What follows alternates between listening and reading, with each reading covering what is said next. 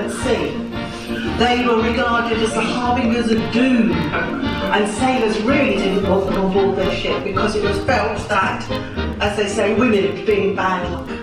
They call the winds that sink the ship and drown the men. So they didn't have a very good write-up, unfortunately. But having said that, from the 1700s onwards, a lot of figureheads were actually female. And a lot of them, I'm sorry gentlemen that you've come today, I haven't been able to get any of these to show you, but a lot of them were in varying stages of nudity because it was thought that a nude woman would calm the storms.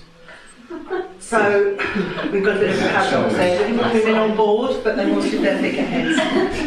Other women that were at sea were the wives and mistresses of the captains and the officers.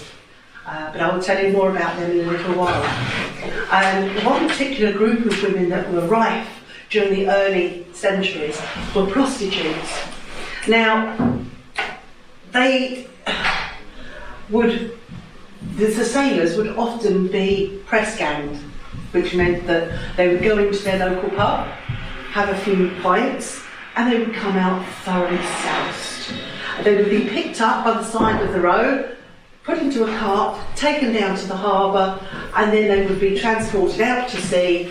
By the time they woke up and sobered up, they would find that they were miles from land and they couldn't get off the ship. So that was basically press ganging. So when they came to a foreign port, the captains would often refuse them shore leave because they felt that if they left the ship, they might not return. So there were some very staunch sailors, ferrymen from the shore, who would ferry out lots of prostitutes to the ships in the hopes that the sailors would actually pay for them to bring them out to the ship. And once they were there, obviously they would share their hammocks and dance and drink just as though they were on shore. At one time, apparently, it reported that there were 500 prostitutes on board one ship. I don't quite know how that would have worked, but large ship, I think. But STIs, the sexually transmitted infections, were rife, as you can imagine, especially in towns like Chatham, naval towns. So the government had to do something because there were as many men dying from these STIs as they were losing them in battle. So the government decided to pass the Contagious Diseases Act in 1860. This permitted local police to round up all the single and low-class women in the area who lived in or around towns like Chatham and put them onto a list which identified them as being prostitutes. There was absolutely no way to disprove that they were such. So these poor women were actually inspected every 2 weeks, and if they were found to have an infection, they were hospitalised for 9 months. It was not very nice at all to be a low-class single woman in an area like Chatham. But the roles did change because of the shortage of men through wars and so on and so forth. And if we move on, there were also pirates, female pirates that were at sea. Two of the most famous ones here, Anne Bonny and Mary Read. Now, Anne Bonny was an Irish lady, and she married and went overseas with her husband, where she met Calico Jack Rackshaw, who was a pirate already, an established pirate. She set up with him, left her husband, and actually she became the driving force on their ship. She was more or less the captain, and she was a lot more fierce and brutal than her husband, as in fact were most of the female pirates. I don't know whether they felt they had to make a show of being more fierce and more brutal than the men, but they certainly were.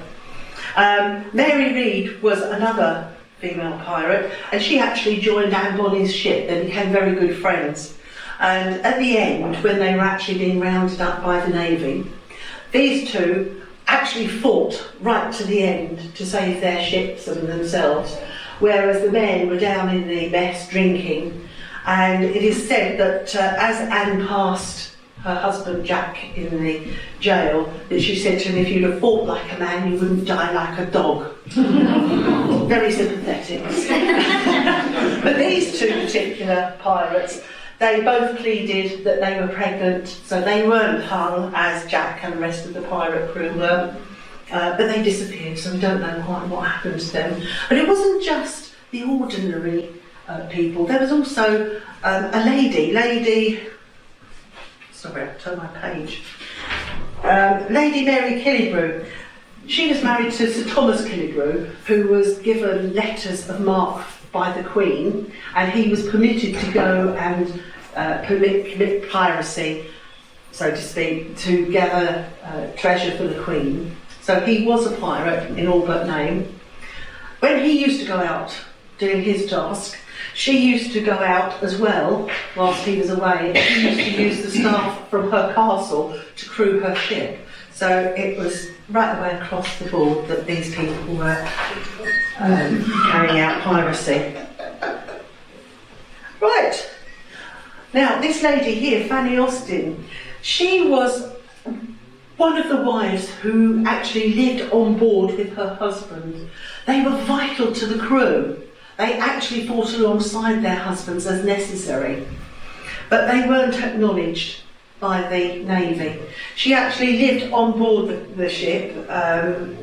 She latterly Namur, but she was initially out on the North American station, which was a part of the Navy at the time, the British Navy, and she was responsible for making a home for the family, for her husband, who was Sir Charles John Austin, and he was actually the brother of Jane Austen.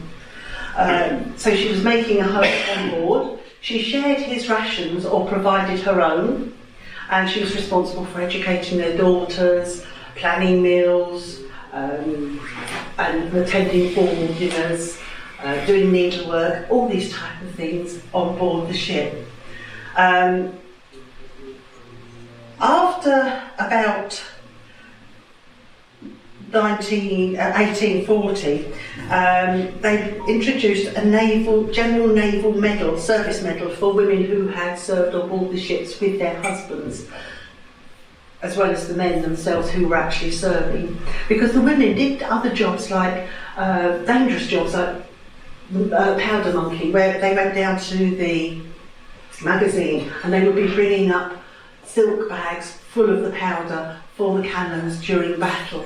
So they were performing these tasks. They were also providing nursing facilities for the men who were injured. So this Naval General Service Medal was designed to recognise everybody.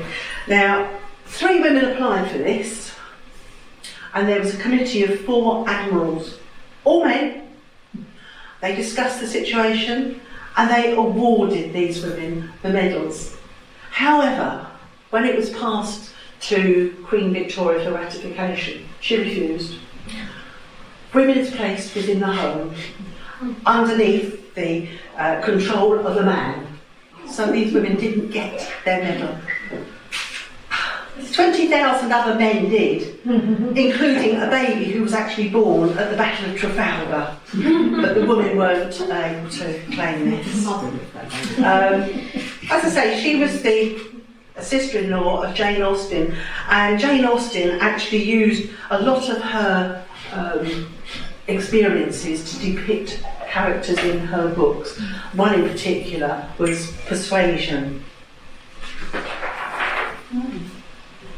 Right, another lady who served at sea was Mary Lacey, and she is the first known female shipwright. She was actually born in West Wickham in 1740. She became a shipwright and worked her way up to being known as the best boy on board. She was very good at her job. She went to military school in West Wickham, and at the age of 12 she went into domestic service. At 19 she fell in love. Sadly, it was unrequited. So she came to Chatham at the age of 19 and served on board HMS Sandwich from 1759. She served under the name of William Chandler, which was her parents' names combined. Now, She spent a year on board the ship, training. As a shipwright, she was responsible for repairing the ship when it was out. So you've got the masts and the spars and holes in the side of the ship that she would have been responsible for doing. And she spent a year in the 7 Years' War actually doing this thing. And if the hole in the side of the hull of the ship was below water, they would have inclined the ship and she'd have had to have filled the hole from there. So, in 1760, she suffered a severe bout of rheumatoid arthritis and she transferred to the Royal Sovereign down at Spithead, where they were protecting the area. She had a really bad accident and fell through an open hatch, badly gashed her head. She was almost discovered to be a woman, but not quite, because, as she said, the surgeon was an elderly man, not too inquisitive, and her crewmates were advanced in years and not so active as to be interested in her. So 10 years later, she qualified fully as a shipwright. And as a male sailor, she obviously met lots of females, and a lot of these females were actually prostitutes, but she had one particular friend called Betsy. She injured herself badly again in 1771 and applied for a disability allowance, which she was granted, and she left the service and married Josiah Slade and had 6 children. Well, we think she had 6 children, but when nobody's quite sure whether the publisher of her autobiography tempered her activities as a male sailor with these ladies of the night to give her 6 children. So she died in 1801, aged 61. Another lady who used to dress as a man, because remember in those days often the young girls would actually look like men. They'd be very slight, they would dress in loose clothes, they bound their chests, and they were very used to hard work, long, arduous hours. So this lady, Hannah Snell, she was in the Navy and the Marines under the name of James Gray. She got wounded in action and she had 6 shots in her right leg, 5 shots in her left arm, and a shot in the groin. The surgeons removed the shots from her arm and her leg, but it's reputed that she actually removed the shot from her groin herself, so that she would not be identified at that particular point. And in 1750, she was one of only 2 women who were actually awarded a disability pension for her injuries, and she was aged 27 then. When she retired after that, she actually went around the country touring on stage, and she was singing special songs and dramas and acting out military exercises to demonstrate her life in the Navy and the Marines. So it didn't do her any harm either. And the last one of these particular type of ladies that we're going to look at is William Brown. Now, William Brown, we don't know her real name, but she is the first recorded black female to serve in the Navy. She served at least 12 years on warships throughout the Navy. She was very brave, very strong and very able, and she used to lead teams of men up the mast, the foremast, to set the sails. And now that was at about 100 feet high, so it would have been pretty awful if you could imagine climbing up down its mast at sea in huge storms and so on. She thought nothing of doing that. She'd lead the men up there. In fact, she worked her way up and became captain of the foretop, so she did really well. She was discovered as a woman in 1815, but it made no difference to her career. She stayed in the Navy, and she was awarded prize money. Now, the reason she had actually joined the Navy in the first place was to escape a cheating, cruel husband. And this same cheating, cruel husband, all these years later, tried to get that prize money off of her. I don't know whether he did, but I don't think I'd have wanted to try. So. Right, Elizabeth Proby. Now, she was one of the women who accompanied her husband, or actually was on shore residence with him.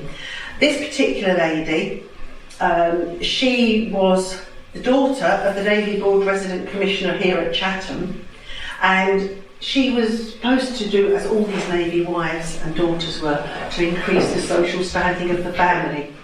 So she would have to organise and arrange balls, attend them, meet royal dignitaries, ambassadors and so on from different countries. And she did this very well. She met a Russian and went with him in 1799 over to St. Petersburg, where she supported him through the revolution and the Russian Empire being established. Because in those days, pre-20th century, it was expected that women would be at home, the hearth and home. They would serve their family and they weren't expected to have a job. So that was Elizabeth. We have another lady who served here at Chatham, who is Lady Ida Poor. She was the wife of the Commander-in-Chief Knorr at Sheerness between 1911 and 1915, and she lived here in the Dockyard. She was a poet and an author, and she did a lot of charity work. She set up committees to help the working woman or the poor, lowly paid sailors' wives who were still in the port where their husbands were away. Because while their husbands were away, obviously they were earning money. But there was no way of getting this money back to the wives. So as soon as the ships came in, the wives had to go to the ships to get the money from their husbands. But of course, because they'd been away for so long, and it was a long time in those days, obviously for sails, it wasn't quite so easy to get around the world so quick. Their husbands would have spent the money in other ports. So these poor women became destitute, and there are tales of them having to join the workhouse and having to go back into domestic service and even becoming prostitutes to maintain their families, which was sad. So Lady Poor was trying, through charity work, to set up committees that could help these women.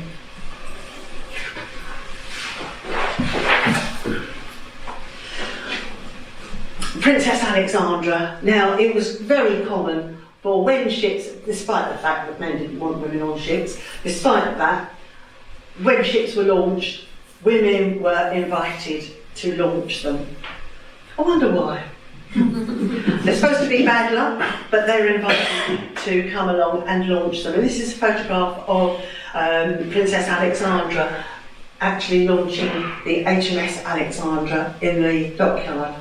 It was named in her honour, but the ladies who actually launched these ships were expected to become patrons and sponsors of the ship.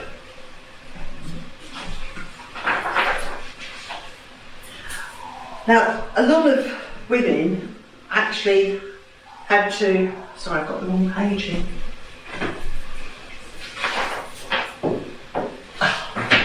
Yeah, a lot of women were actually employed in the Dockyard and other places like the Dockyard that supported the Navy as domestic servants. They were used to these long hours of drudgery and hard work, but they came to the Dockyard in particular, and for the honour of working in the Dockyard, they travelled long distances.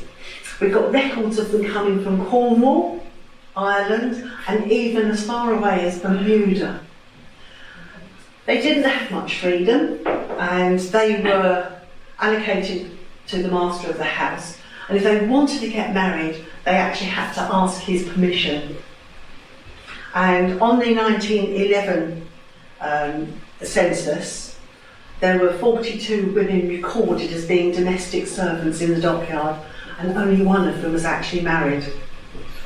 So If a woman did get married, she obviously wasn't allowed to work as domestic servant anymore, and her husband died, she would have to go back into service or to those other places that obviously she wouldn't want to. So the oldest recorded domestic servant that we had in the dockyard was Eliza Hutchins, and she was 73 years old, and that was at the time of the 1911 census. So they stayed around for a long time. Right. After the French Revolutionary Wars, a lot of men had been lost, and they had a depleted workforce, but the job still needed doing. So women were invited, 6 women were invited into the colour loft to actually sew the signal flags from old material, which they did. And the Navy Board permitted these first women to go into the colour loft so that they could see how they worked. They had a very long day. It was a 12-hour day from breakfast through to the bell ringing at night, and they only had half an hour for lunch. The first Union Jack was actually produced here in the dockyard in 1806. And after they had shown how successful they could be, other dockyards, other royal dockyards actually adopted this scheme and let women in. They joined the sailmakers, and they actually produced all the textiles needed for running the ship: sails, awnings, covers for the guns and so on and so forth, right the way through until the closure of the dockyard in 1984. So there was a long joint service there.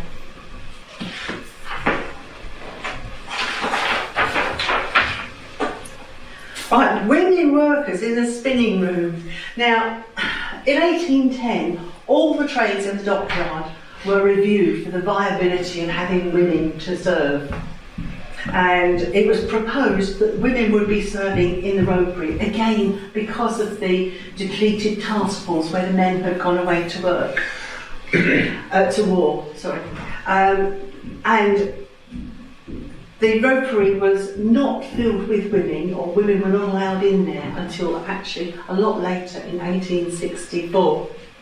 The men had been working in there. It was a hard, arduous task. There was lots of lifting, lots of carrying, and lots of turning of wheels and stuff. So it was really heavy work for women, which is why they weren't allowed in before 1864, which is when the steam engines started. The advent of steam made the job a lot easier for women. So the spinning room in particular was filled with women who were there under the jurisdiction of men who were standing around to help make the machines go if they stopped.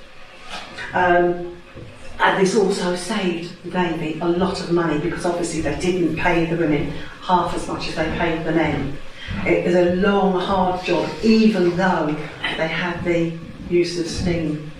And it was proposed in the Factories Act 1874 that the summer working hours would be shortened and the winter hours would be lengthened. So there was a petition signed by 88 women in the dockyard, in the ropery, led by Louisa Good, who was a widow who worked in the ropery, and she was one of 88 to sign this, because it would have made a big difference to the family income, because a lot of, bearing in mind at the time that most of those people who were women working there were widows of workers in the dockyard or Navy, they would have had to pay for childcare. And this would have been a big slice out of their family income. So they said it was for the sake of the children. Right, with the advent of World War I, women's roles changed. They were employed in the construction and repair of ships because that had previously been men's work. And men who worked at the dockyard were exempt from war duty. However, 2,000 men from the dockyard actually chose to go to war for king and country. So obviously this left a big hole in the workforce, which the women were able to step in and fill. And this was the beginning of women encroaching on traditional male roles, both in social life and in the Navy. This lady here, Constance Huggett, she was the first lady drafted in for the First World War when the men had left to go away and fight. She was actually a welder, a drilling machinist and an electric crane driver, and she earned £0.50 a day, which translates to 25p in today's money, which was not a lot. Like a lot of the women, many of them, most of them, they were discharged at the end of war when the men returned to do their jobs. But Constance actually came back and supported us again during the Second World War, so she had 2 throws of the dice. In order to support the Navy, this is quite a modern picture, I apologise for that, I couldn't find an old one, but the Naval Nursing Service was set up in 1884, and it was renamed Queen Alexandra's Royal Naval Nursing Service in her honour. And that was the original service, and they're still going. So the fact that we have fairly modern, I would imagine 1950s, 1960s pictures of this, they are still actually working today as nurses. And then we also have the Wrens. Now, following the outbreak of World War I, the suffragettes marched to London in 1916. They wanted to persuade the authorities to re-evaluate women's roles in general. And the heavy losses of men in combat led to, again, the women being recruited into the service, into the forces to provide support. They were allowed to make soup kitchens, they were allowed to man anti-aircraft machines, and they had provided first aid in the trenches, and also the dispatch riders and code breaking. And I think I saw Vicky, didn't I, just here? Yes. Vicky, was your grandmother, great-grandmother? My great-grandmother was a dispatch rider in the Wrens based at Pembroke during the First World War. So she had lots of exciting stories to tell you, I'm sure. Well, I never met her, unfortunately. She died rather young, so no, I never met her. But, so those are the type of jobs that Wrens would have been doing. Now, the Wrens were established in 1917, and there were 3,000 of them at that particular time. They disbanded them in 1920, but then they were re-established again in 1939. And by 1943, there were 74,000 Wrens in the country providing support to the Navy. The type of jobs they were allowed to do were more major jobs at this time. There was planning and organisation, naval operations, and even code breaking at Bletchley Park. And this, again, was where women were encroaching further onto the traditional jobs. Right, HMS Cavalier. That provides us of evidence of women's support during World War II. Again, a lot of men had gone off to war and left a shortfall in the workforce, but the ships had to be repaired and built still. So HMS Cavalier, as I'm sure you all know, was built or was laid down in 1943 at Cowes. Now, the women were recruited to actually work alongside the men to cover this shortfall. And the reason that they were able to work so easily was that riveting was the main connection of the plates to make the ship previously, which was very hard and heavy work, very labour intensive. But towards the end of the war, welding became available, and welding didn't require the manpower that the riveting did. So women could actually work alongside the men and do the welding. And this reduced the actual build of this ship, which would have taken about 4 years, down to between 18 and 21 months to build. So it was a good working force that did it. Many women actually remained in the dockyard after the World War II finished, often in clerical or domestic service, but they remained. And women's clothes changed also at this point, just as an aside. Because it was more practical and for modesty purposes, women started wearing trousers. The men objected. I can't think why. Right. So after the wars, women worked independently and a lot of them joined trade unions. Sadly, in the 1950s and 60s, after the war, most of these unions were run by men who did not prioritise women's needs at all. There was no equal pay, and there were no specific conditions that made working for women easier. However, feminism in the 1960s and 70s actually pushed this ahead, and the government actually passed the Equal Pay Bill in 1968 and Sex Discrimination Act in 1978, which improved women's law a great deal because it actually gave thought to employers about providing equal pay and good conditions, good working conditions. Now, historically, in Chatham Ropery, I'm sure you will all know as well, that the women who were allowed to work in there were the widows of people who had lost their lives in the dockyard or the Navy. And they were kept separate from the men that worked there. There were separate staircases, separate entrances, they even had separate times of starting work, all so that the sexes wouldn't mix. And this was because, primarily, if a widow from the Ropery met and fell in love and married somebody, they would not be eligible to work in the Ropery, which again cut down the workforce. Now, we've had a lady, I'm sure most of you probably know her, Jan Cordier. She worked in the Ropery from 1971, and she ran and maintained the spinning rooms and carried coils up to 25 kilograms the women were allowed to carry, and also worked alongside the men in the Ropery on the rope walk producing rope. She actually met her husband there, Fred, who was our master rope maker. They were actually the last Ropery couple to get married from Chatham. And her quote was, "It was fun times and I wouldn't have wanted to work anywhere else." This is a far cry from the early workforce of women who were there because they had to be. So they were no longer labouring under domination from the men. Right, Zandra Bradley, we're coming up to date now.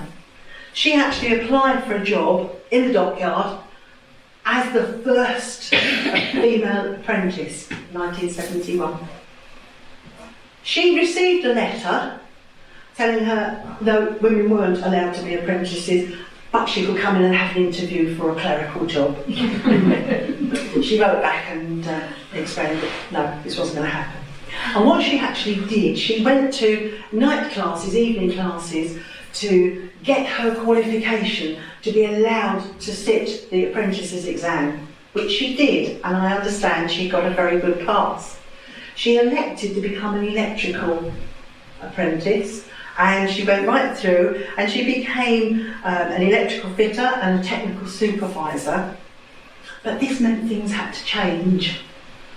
We've already thought about the way that the government had brought through these bills to change things. Well, the dockyard had to change as well. And this is where I'll tell you a little bit where I come in here. I was actually working at this particular point in the nuclear department. And one day I was approached and asked if I would mind going down into the reactor compartment. It had never been heard of. And the reason being, Sandra Bradley was coming to work in the dockyard in the naval department, and they wanted us at the nuclear department, and they wanted to see if it was physically possible for a woman to get into the nuclear reactor compartment. I agreed, but I did explain at the time that there was no way I was going down without another female, because I thought if I get contaminated, I don't want to be scrubbed down by whoever happened to be on that day.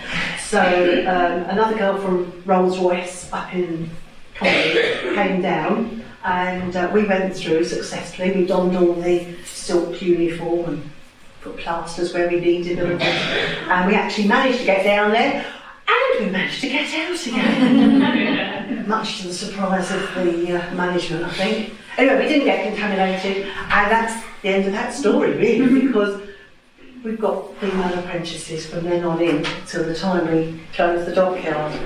So it was a new generation of women to break down these barriers that have been put up to stop us working here. And we have another lady that we're very proud of, Leanne Clark, and most of you probably know her too. She's our master, should I say mistress, rope maker, and she's fully qualified, and she does a fantastic job in the dockyard, and is a real good ambassador for women working in these traditional jobs that men used to hold. Basically, that's it. Today, at the dockyard, we've got a fully inclusive culture. No woman is banned from doing any particular job. No area is exempt. And lovely to see today, but 57% of the workforce in Chatham Dockyard today is female. So we're here, ladies, to stay. But the one last thought, the workers of today's dockyard at Chatham, though it's not Royal Navy, have the responsibility to champion all the heroines and the heroes, because they played their part, of the past, learning about their stories and empowering future generations. So I hope that's a bit of interest for you.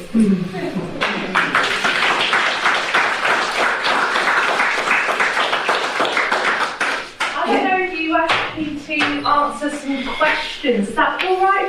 If I can answer them, I will, and if I can't, I'll be honest and say I can't. Oh, we can't really answer more than that, can we? So any questions? This isn't really so much a question as a statement, because Debbie and I went to Gillingham the other day on an outreach, and we met a lady, Joy, and Joy used to feature in our publications here for the learning department as a female electrician's mate, and she was refused entry on one of the ships at one time to go and do a repair.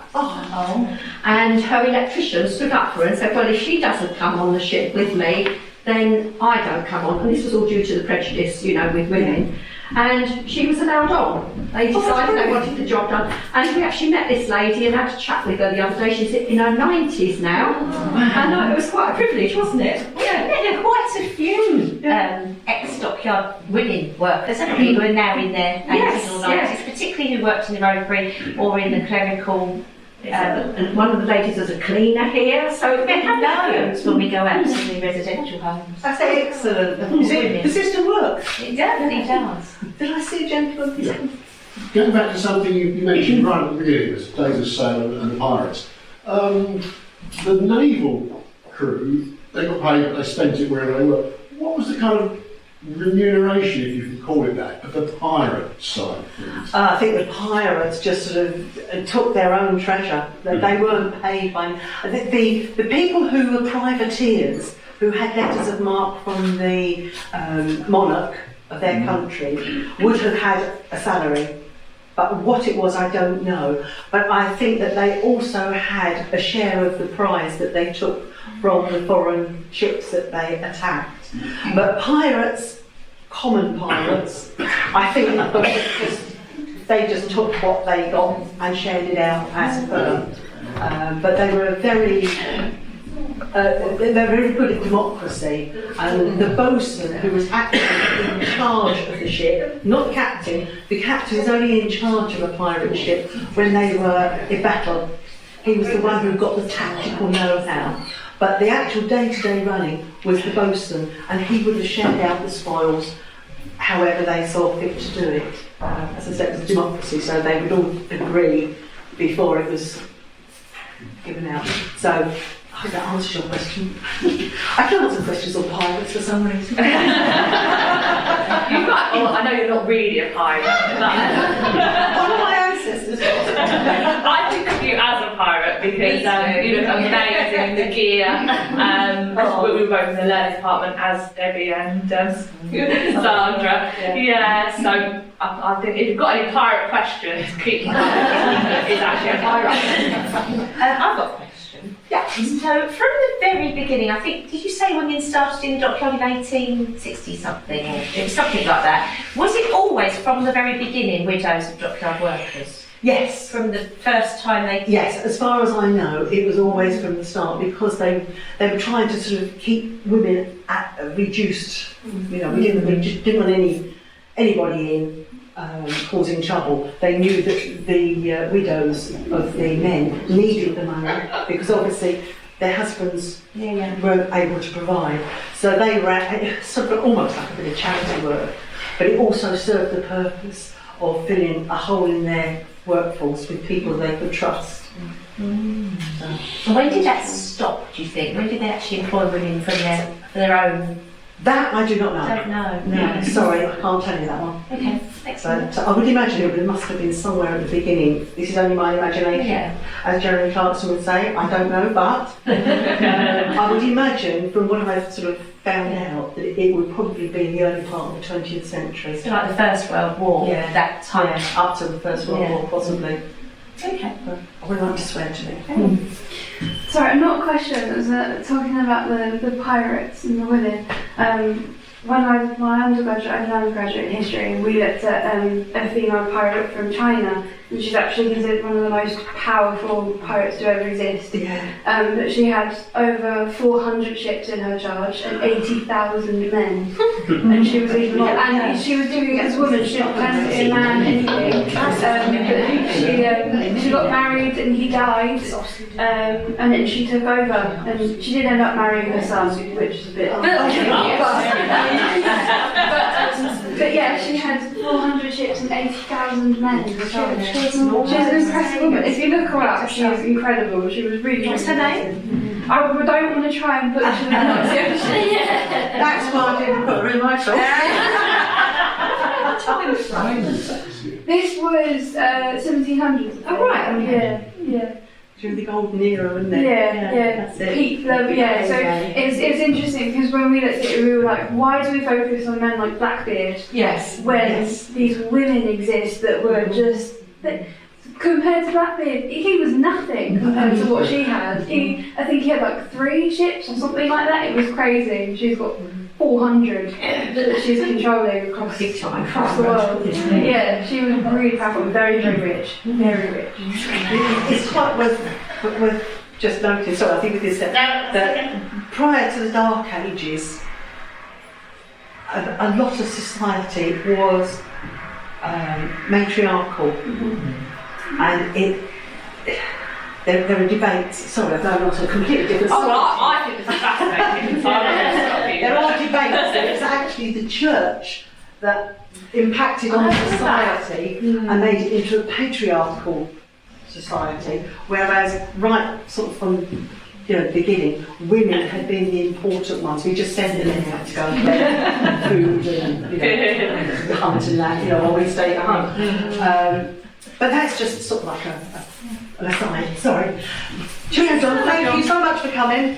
These women that were served on ships as men, did they know they were? No, a lot of the time they didn't. A lot of these women served for months, if not years, without ever being found out.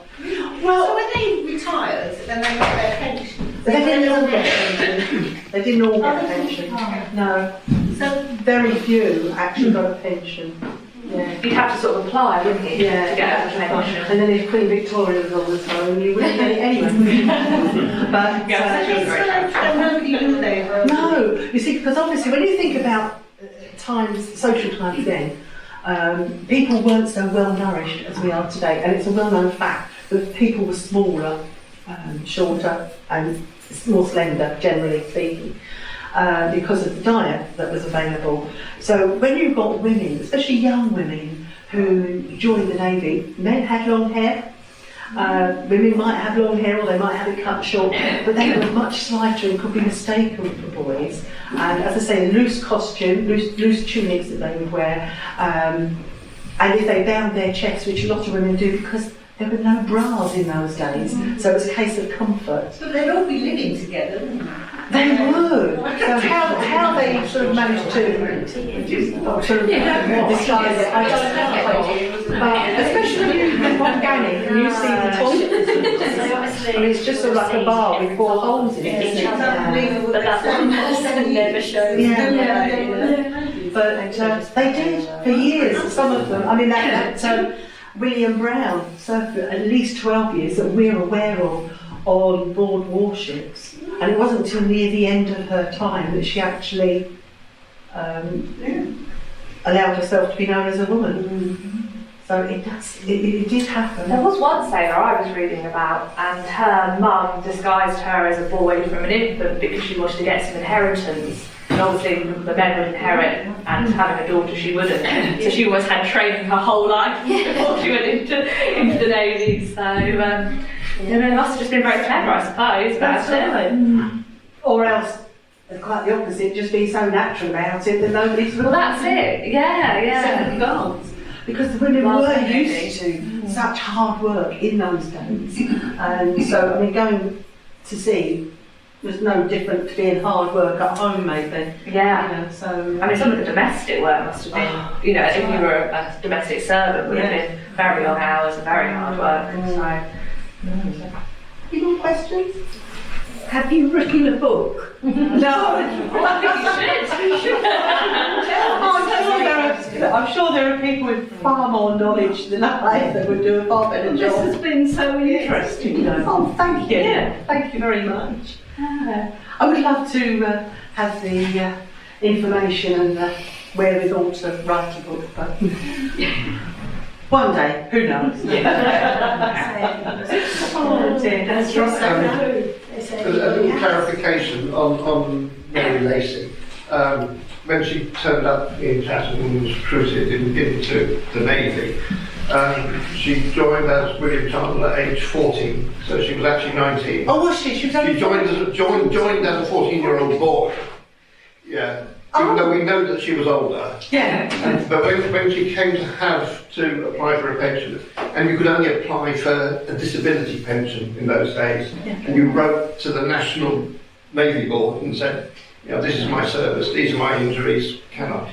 At that point she said, my name is Mary Lacey, you know me as William Chandler, these are the ships I served on, these are the service numbers, these are the recommendations from my supervisors, and it was the disability was from the arthritis, which was connected to when she was on board a major battleship in the western approaches in a terrible hurricane.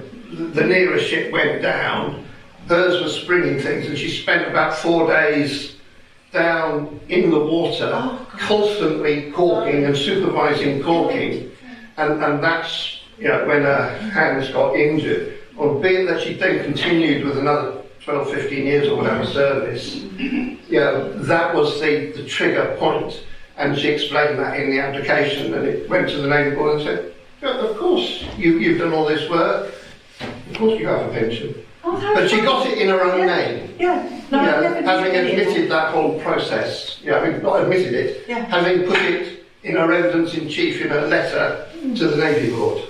Wow, that's amazing. I didn't know that at all. If anyone's interested, there's a book called The Lady Tars, which has the autobiographies of Mary Lacey and Anne Snell, and there's another one in there as well. And it's basically a reproduction of the autobiographies they produced at the time to make money and give themselves a living. And it's a little bit hard reading at times because it's in the vernacular of the day, but it colours their lives from their perspective. which I is shall read really that. interesting. That sounds really interesting. There I used to somebody's written a book for you already.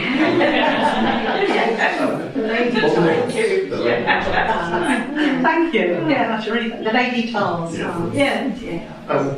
Sadly, the two books that talk about the William Brown, who was discovered to be a female and was actually discharged from the Navy.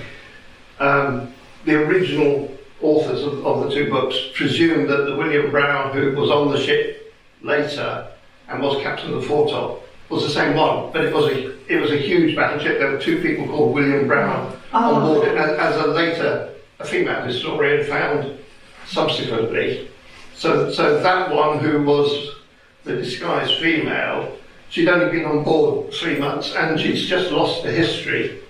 We don't actually know that she was black, but we know that she was born in the Caribbean. Right. So the one who served those other years is actually a Scotsman, and we know about his history, sadly. I should have to change my notes. Thank you. I shall change my notes.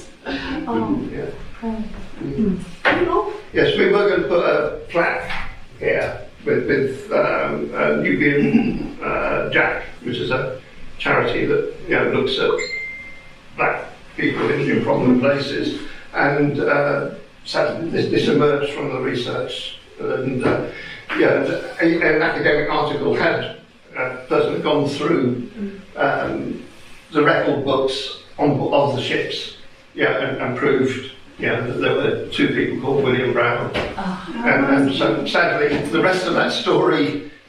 I'll tear those pages out.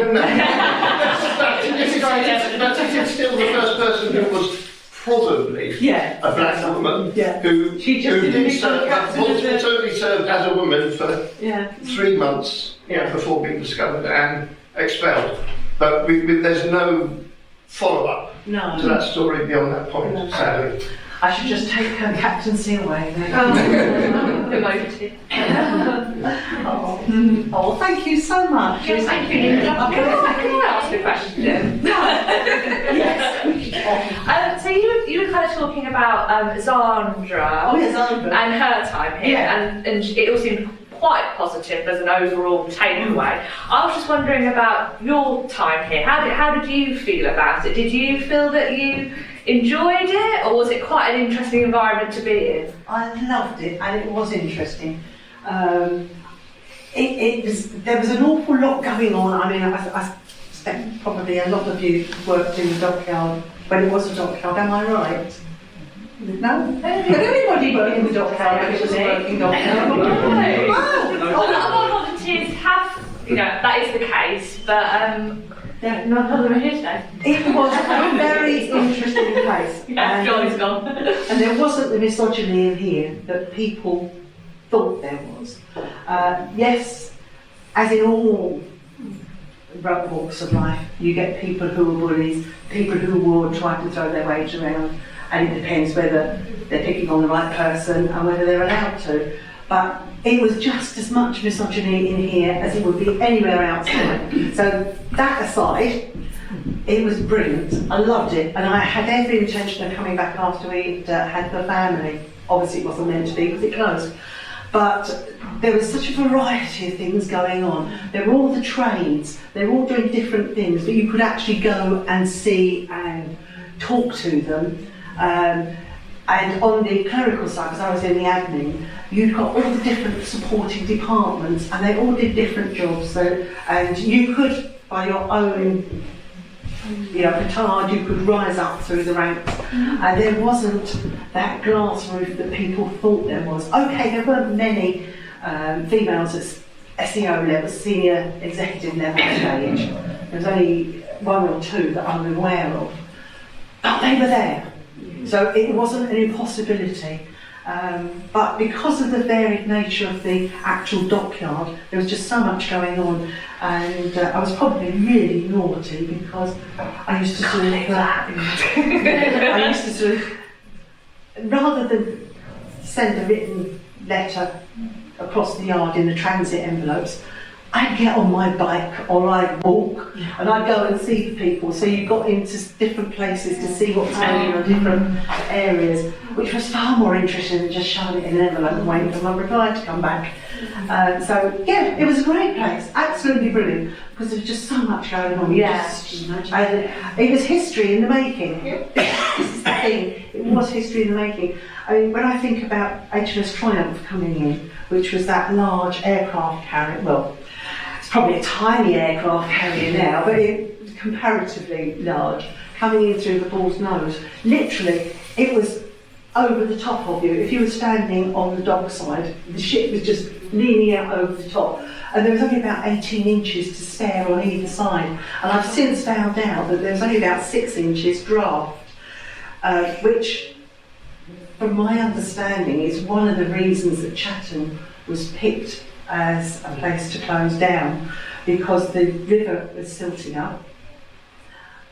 It would be a huge civil engineering task to actually change the Bull's Nose in order to allow access for the bigger ships and submarines that the Navy was developing.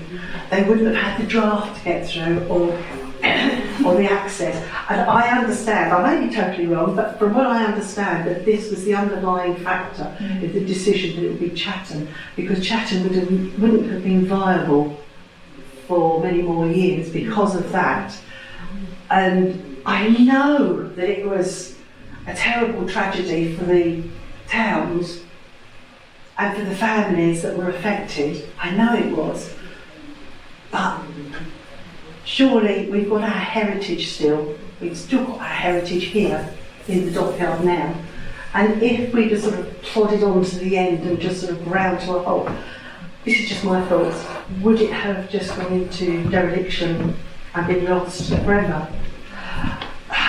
That's one way I think. I mean, I'm not saying I'm right, but it's cold comfort maybe. Yeah. We've still got our heritage, because we could have perhaps lost, the Medway towns could have lost their 400 years of heritage of the Navy. I think we definitely still have our unique identity, don't we do. And I'm personally very proud of it, and I'm very proud to come from a line of Medway women. And your talk made me feel even more proud. I'm so glad, because we should be proud. Definitely. We definitely should be proud, on lots of counts. Yeah. Well, I think we need to give you another round of applause.